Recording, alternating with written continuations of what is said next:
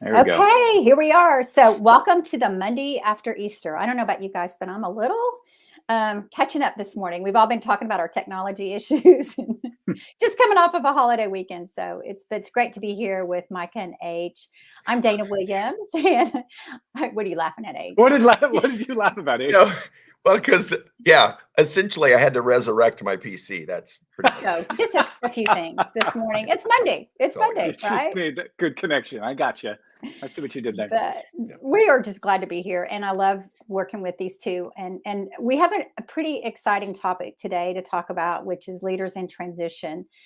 So my name is Dana Williams, and I have Dana Williams Consulting, and I focus on leaders and individuals who want to transform their life from the inside out using Clifton Strengths. And I have been coaching for about 8 years and been in leadership for over 25. So I'm thrilled to be here with these two other Clifton Strengths experts, and would love to kick it off now to H and have him introduce himself. Thanks, Dana. Hey, I'm H. Muir. H is my first initial. It's what everybody calls me. My business is called Lift Shop. I focus on giving brands a lift, teams a lift, organizations a lift. And LIFT stands for leadership ideas through facilitation and training. And I've been on my own 10 years now. And before that worked in corporate America in learning and development and organizational development. So Micah, over to you. All right, thank you. And H is like the king of acronyms. He'll find a way to make a memorable acronym out of anything. So LIFT, I love that LIFT was just the right acronym for what you do. Yeah. Mhm. My name is Micah Lawrence. I'm an ICF certified coach and a Gallup certified strengths coach. I do leadership coaching with startup founders and small business owners and team development workshops with their teams. So we're excited to be here today and hope that a few of you who are joining will leave comments in the comments. We've actually got that pulled up. We can't respond back by text, but we will try to incorporate what we see in the comments section in our conversation today. And I do want to ask everybody who's joining to put something in the comments here in a second. But first, wanted to talk about how we're using the leaders in transition term as the focus for the next few LinkedIn Lives that we're going to do. And we're actually going to focus on 5 different topics that are all related to leaders in transition today. So I'll give you all 5 of those topics. And today we're going to start with an in-between jobs focus. If you are in a major transition, that is either you're out of work and you're looking for that next job, or you know that your time is short with your previous company and you're looking for your next opportunity, that in-between jobs is what we want to focus on today. And there's kind of a progression in the 5 topics that we'll be bringing up over the next few weeks, or over a month, I guess, with 5 topics. Yeah. The second one that we'll do next time is a focus on onboarding. Assuming you just got a new job, what would that onboarding process look like for somebody who is a leader who wants to focus on their strengths and make that transition smooth? The third will be the first 90 days. How do you make an impression during that first 90 days and show up the way that you need to show up? Number 4 is acclimating to a new team, figuring out how do you now extend that awareness beyond just yourself, but also to others and those members of your team, and how to bring a strengths perspective into that. And then the 5th topic is organizational culture. Now, we reserve the right to adjust these or move them around, or do a different. We might think of a really great topic that needs to go in between the first 90 days and acclimating to your team, but we'll take it as it comes, and looking forward to having you all join us for that. Now, as we dive into the in-between jobs portion that we're going to focus on today, I want to encourage anybody who's listening in the comments right now to just give us a couple of your Clifton strengths, maybe just 1 or 2, 3 at the most, that you feel like it would be helpful for you or helpful to hear us incorporate those strengths into our conversation as we talk about what that might look like, that transition in between jobs for leaders. So if you want to do that right now, we will do our best to incorporate those into our conversation today. I'm going to start while those are coming in, and we'll remind people as more join. But as we're talking about in between jobs, so I'll start real quick, and then we'll let H and Dana share some thoughts too. But one of the things that struck me as I was thinking about my own experience with people who have been in between jobs is that a lot of times people seem to be, and maybe this is you guys tell me, maybe this isn't as true right now because of the job market we're in, but there often seems to be an urgency to get that next job. And I feel like I've experienced that in people that I've worked with, leaders who come from a very successful background, but once they find themselves in between jobs, it's scary and they feel like I need to quickly get that next job so that I don't have this gap in my resume. And what that has led to in a couple of the people that I've worked with is they don't realize until they get there that they didn't do enough due diligence about what was expected of them and whether this was going to be a good fit for them and their strengths and their skills. So that is one thing that I'd like to spend a little bit of time talking about is how do you look for the strengths fit that will enable you to be at your best in the environment that you're going into. I'll pause there and just see if Dana and H, do you have any thoughts about that topic or your topics that you want to make a note of first? Yeah, I think I appreciate you bringing that up, Micah. I think what I've been hearing too is some people, remember, we're just coming out of a pandemic and some of these leaders are burnout and they need some time to just take a sabbatical and really think through who they are, what their brand is, where their vision is, where they want to go. Because I think they've been on rapid fire. And so a lot of the work I'm trying to help leaders with right now as they're looking at that next step, to your point, just don't rush into something just to be doing it, especially if they got activator or something else in their strengths So that's true. causing them to just push. And it's Yeah. maybe let's turn that activator down and let's turn up one of your other strength. Learner right now. How can you use this opportunity to learn something to improve your resume or, so I think it's really giving them that and checking their well-being right now as they're coming off of this stress. Because I think our leaders on the front line have had the most stress besides the people in healthcare. So that would be my recommendation. Yeah, that's a good Again, point. is understand their strengths, but know, to your point, let's don't jump to the next thing because we feel like when we're getting something done, but let's Yeah. do something that's not necessarily that's going to help us in the long run. Yeah. I Yeah, love that. I would build on that because I think one of the things that underlines well-being, especially when you're in transition. And by the way, I would add transition within your current company because Yeah. I've got tons of companies that are True. reorg and your position is changing, so that's a transition period. Um, I think one of the keys when I work with leaders that I focus on is confidence. Um, Mm. and especially when you're looking for a job, one, it makes you more attractive as a candidate. Two, it just keeps your energy up. And so when we talk about confidence, the number one driver of confidence is playing to your strengths. Right? Are Yeah. you playing to those strengths when you're doing the job of transitioning?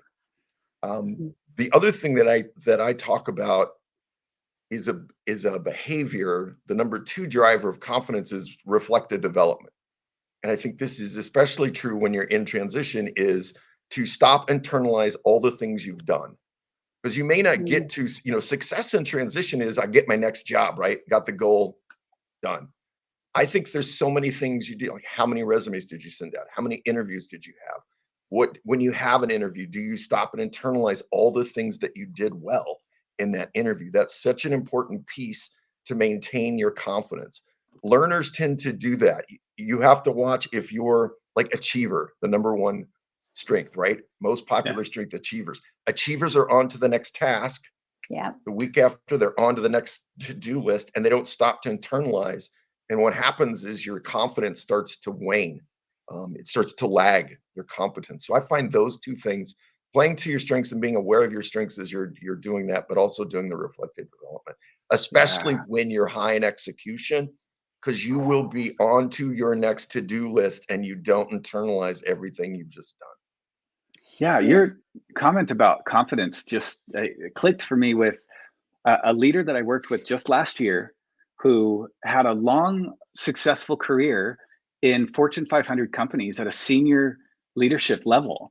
And in most environments would have just been probably recruited from one job to the next. And he was recruited into a startup.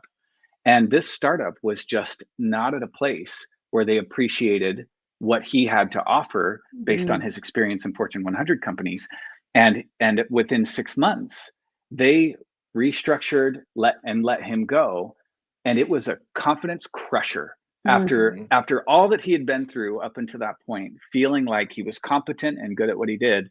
It was the confidence that really took a hit when he was finally unsuccessful at a role due to no fault of his own, but it was hard not to feel that way himself. And that was what we worked on. We talked about how his strengths were underutilized in his previous job and what strengths he has to offer the next job. And that built up his confidence slowly to the point where, and a lot of that was through reflective development to figure out what was he looking for in the next job that would restore his confidence and build up that confidence leading up to it, because he struggled in interviews for a few weeks there because that confidence was just shot. That was, I had not even thought of that way, H, but I appreciate hearing you bring that up. One thing that I'm thinking about as both of you were talking about this is the importance of getting a mentor or a buddy or somebody coach to go through the process with you. So Michael, were you through the whole process with him, or did he bring you in after he was in this transition? We were, I mean, I was there right after he got let go. Okay. So most of the process. So I would say for those of you out there right now in transition or getting ready to start a transition, get a coach, get a buddy, get somebody that you can be accountable to, that can, because you're talking to yourself all the time through this, right? We want to Yeah. make sure you're talking through the lens of your strengths, but who is that strength, that person that knows you and knows your strengths to kind of be that accountability partner through this time? And I think that's so powerful. Who As will you're going through advocate for transition. you even when you're Yes, not doing a good job advocating for yes. yourself. That's a great point. Yes. Can practice with you on interviewing, can talk to you about your brand, just all the things that are going on during this time. What are you thinking, I'll Age? build it. As someone who has one execution strength in their top 10 and it's a ranger, how do I get stuff done? I leverage my relationship building, right? Hmm. So for you two, if I would say, hey, I'm going to send out 10 resumes this week, and I would make that verbal commitment to you, my Yeah. relator and all of my other relationship building will not let me not do that. And I think Yeah. that's a key of leveraging your strength, right? Where you're making that, to your point, Dana, I don't get stuff done because I have a high need to, but I do have a high need to maintain relationships. So when you promise that and say it out loud, you're just so much more likely to do it when you have Yeah. relationship strengths. I shared that trick. I said, I Mm. know a guy who doesn't have any executing. I forgot you had one. I said didn't have any executing in his top 10, but packed with relationship building. And I was working with someone who had no executing in their top 10 and all relationship building. I was like, think of the people that you're delivering to, not the thing that you're delivering. So yeah, I have one in my top 10. It's a ranger. I'm arranging That's a people. great one. Yeah. It is, but I'm arranging people. I It's still a arrange with people my thing. relationship building. I'm not arranging my tasks. Oh, A- that's funny. And that's the other key thing about bringing in a partner is you've got a ranger, you've got this unique talent. So you don't have to be well-rounded by yourself. But Mm. when you bring somebody in that's got the opposite of what you have, that can Yeah. help bring you together and think through those things. Somebody that's not going to be biased, somebody that's going to really, that you treasure their feedback. I think can be so powerful during this time. Yeah, agreed. Good partnership. Yeah. Well, I wanna bring something up a little bit more specific that I'd love your thoughts on, but I feel like I'm constantly, when I'm teaching people who are new to the Clifton Strengths and we're doing a workshop or anything like that, I feel like there are two things that knowing your strengths are an indicator of. And the first one, it's intuitive. Everybody kind of expects you to say that. And it's that if you have a strength, then activities that would use that strength are likely to come more easily to you. They assume, oh, I would be good at those things. As any activity that would use that strength, I'm going to be good at those things, right? It's like probably. That's an indicator of aptitude. The second thing that I don't think people expect to hear is that our strengths are also an indicator of what energizes us, what strengthens us, and where we will find joy if we're doing those activities that use our strengths. And so a lot of times when I'm working with people in between jobs, we're talking in hypotheticals, but we're still talking about like, where will you get the most energy? And I encourage people to use the interview process as a two-way street. Like, this is your interview too. This isn't just them interviewing you. And if you know your strengths, you know how you show up best at work and in what environment you show up at your best, you should be asking the people that are interviewing you, what the environment is like and making a mental note reflecting on whether that environment is one in which you can be at your best. And leaders seem to struggle with this the most because at whatever stage in their career that they're leaders, they're competent, intelligent people. And so they feel like, well, I can do anything. Like, yeah, you can. You could learn the skills required to do any job in any environment. But in some environments, you are going to go home every day drained and hating your job because you did not consider that alignment with your strengths before getting yourself into an environment that either was going to energize you or drain you. And the interview process is a great way to do that. I have an example of a couple of strengths, but I want to pause and just hear your thoughts on that concept. So my concept goes to this is what you're asking, right? When you're in transition and you're talking to potential employers, you're asking, I coach to ask about the culture, right? Mm-hmm. And that's where I use the RISE model.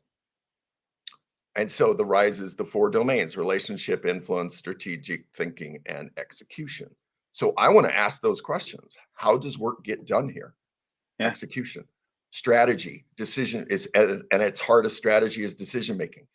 Who makes decisions around here? How well do you feel empowered? You're asking those questions of whoever's interviewing, right? Information communication. How do you share information?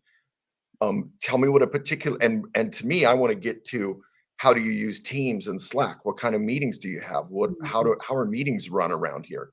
And the last one is relationship. How do you treat each other? What are your values around how you treat each other? How do those show up and come to life? That framework, I think, is, to me, pretty valid. I use that framework when I'm working with organizations to develop their culture and we're doing value work. It's like, okay, then you need to cover these 4 things. So I think that can be a pretty good tool to ask about the potential culture and then look and see how that fits for you. And most leaders are getting interviewed by 2 or 3, 4 different other people within the organization. So I wouldn't just ask one person that, because you're going to get different answers. And you're looking 100%. for a pattern. You're looking for what is it that I'm hearing all the time? And does this match my core values? Does this match my strengths? Because your core values are part of your strengths. So I love that RISE model of the domains and using that. But I think it's the questions you ask as the interviewee are just as important as what you're being asked. The other thing I was going to add is sometimes I encourage people to go ahead and put their strengths on the resume, because it becomes, even if that leader's not aware of strengths or what it is, it helps bring up, oh, here's the things that I get, that I'm really good at, even if it's their top 10 or their top 5. So curious if y'all have coached people that way too. Yeah, absolutely.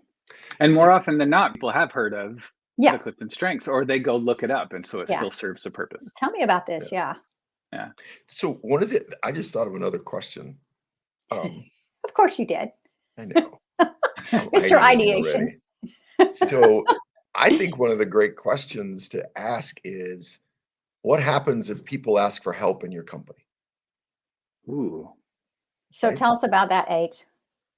Well, I think that too often, and I see this, people who are strong in execution and strong in relationship building, right? So in the top, if in the top relationship building strengths are relator, harmony, and empathy.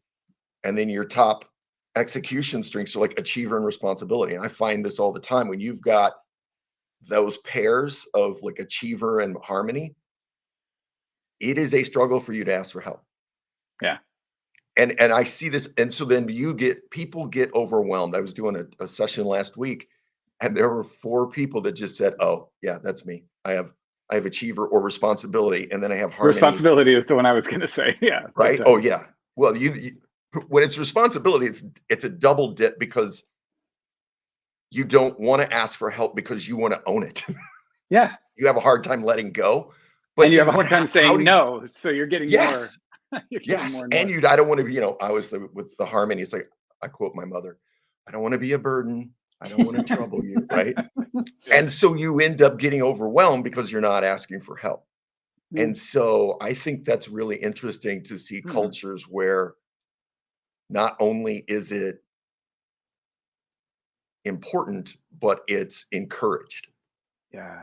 What's cool about all 5 of those questions that you just went through is that the person that you're talking to doesn't have to have any working knowledge of the Clifton strengths. As long Right. as Mm-mm. you know what you're listening for because you know your strengths, you'll be able to tell if this is an environment in which I can be successful, or if there are any red flags that maybe I need to dig into a little bit deeper before I accept an offer.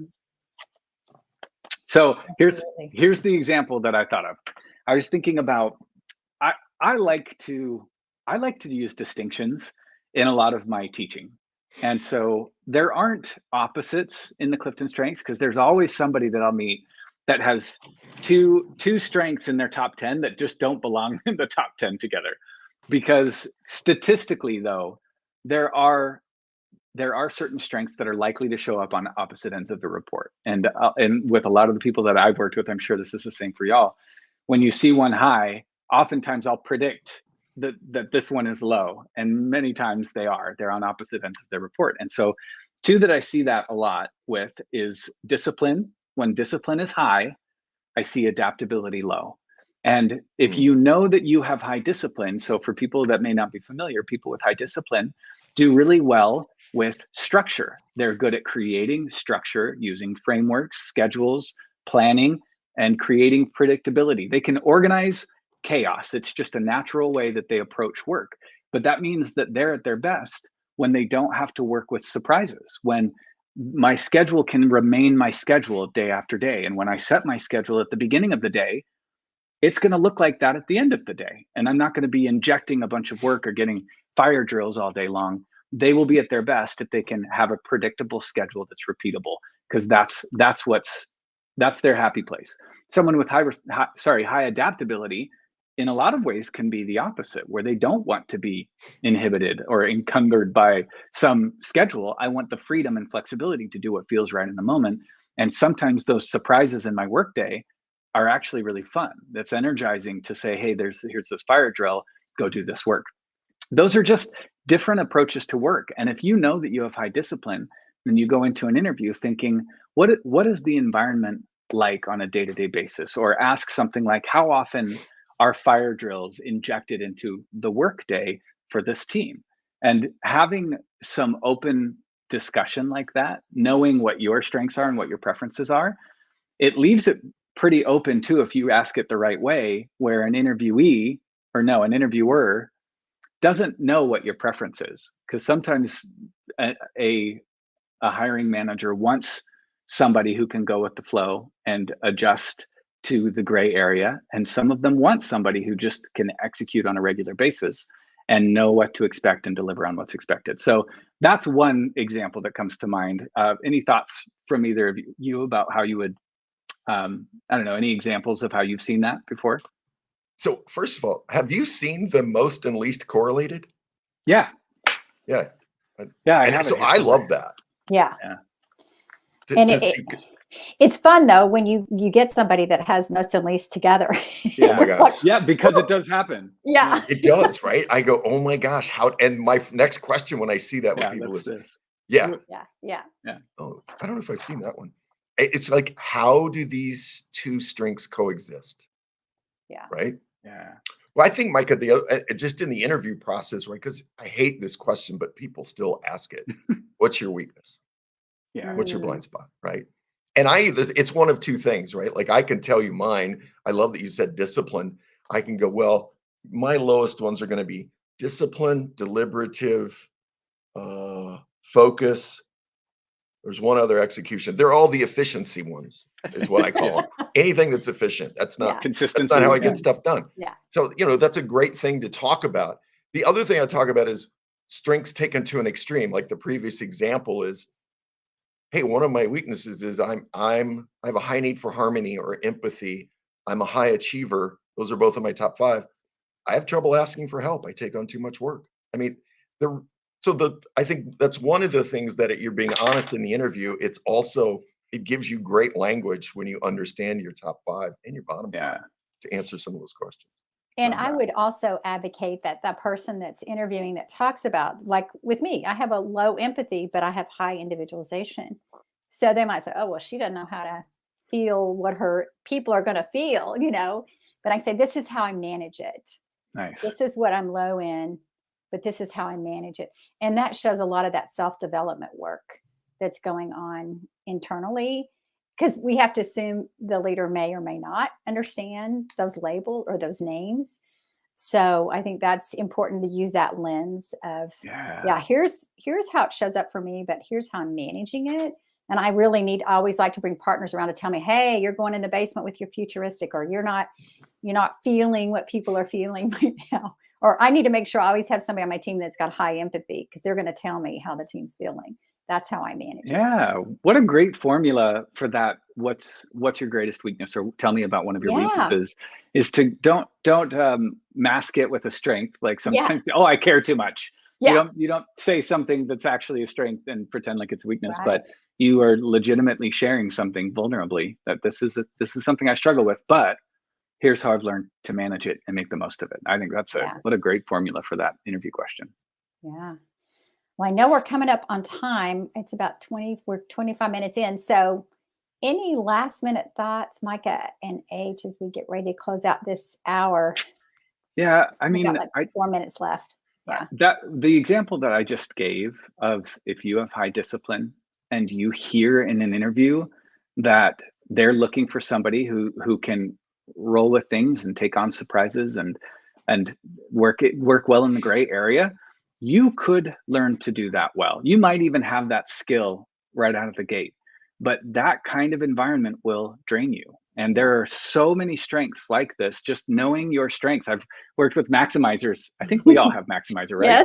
Yes. Where as a leader, if you hear the words, hey, we need you to come in and fix this team. Like, everybody's an underperformer and we've got to figure out just like how to make things function again. That you are probably capable of doing that. But that sounds like a good fit for someone with restorative, not as much for someone with maximizer. And if that's a short-term thing and you can get them to a point where you're maximizing quickly, maybe it would be a good fit. But that would be a red flag. And I think if you know your strengths well and you're asking these questions during your time of transition in between jobs, you won't be tempted to just take the first offer that comes along. If you're going to find out after you've started, this was not the kind of environment where I can be at my best and my strengths are served. So I would just, if you haven't taken the assessment or you haven't done your homework recently, to know your strengths and think about how that would come up in your interview questions to your interviewer. That is what I would encourage you to do, to make sure that there are lots of jobs out there. Pick the job that will enable you to be at your best and utilize your strengths. Yeah, I'll give a flip side to that. Yes. So I'll give you the example. I'm working with a leadership team this week. So it's the executive team and their direct reports. They've repositioned their strategy, mission, vision, values to be more innovative. 50% of the leadership team are high in execution. That kind of flies in the face of being open-ended, innovative, fuzzy front end, right? And so the question then becomes, how do I leverage my execution to do the job of innovation? Yeah. And I think that's preparing yourself for those. How do I leverage my strength to do what this job requires? I think that's a real good preparation conversation. If you read the job description, you can pull out, here's the skills they're looking for, then prepare yourself by saying, this is how I leverage my strengths in whatever they are, domain, relationship, the 4 domains, right? To do this. Yep, Love that. absolutely. Love that. And I think, gosh, some great wisdom today from this team, and for Micah for leading us today. I think there's some great takeaways. I think if you don't know your Clifton strengths, grab one of us as a coach and we will help you. I think that's so important that you need to know who you are and what you're made of. We touched on this, but being well-rounded is not the goal. It's to be you and to be uniquely you. And how do you do that every day? I love how you guys talked about just knowing which strengths to pull up, how to look through the RISE method, the actually different domains, and how you use those to ask questions. That's just one of the brilliance, H, that you bring with that. I think that's a great model. Just the acronym brilliance. I can't help it. We call you Dr. Domain. I do. But I do think that beautiful. It gives you we need frameworks, right? Especially when we're going through all this change. It's like, I need a framework.